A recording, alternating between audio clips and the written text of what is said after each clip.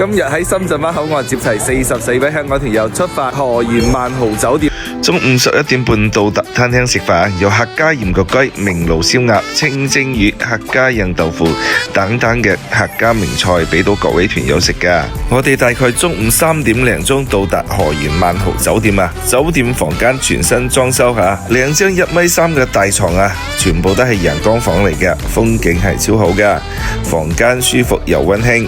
依家晏晝6點鐘到達餐廳食自助餐，旅遊跟美食，去到實有好嘢食，耶！呢邊海鮮區海鮮大蝦、青口貝、白貝、八爪魚、花螺，仲有秋葵。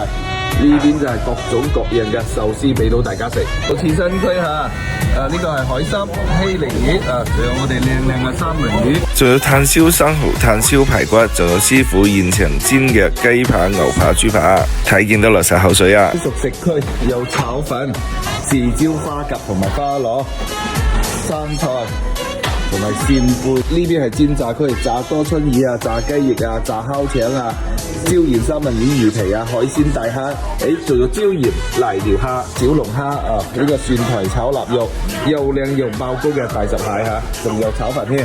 自助餐好唔好食？不妨聽下團友嘅意見啦。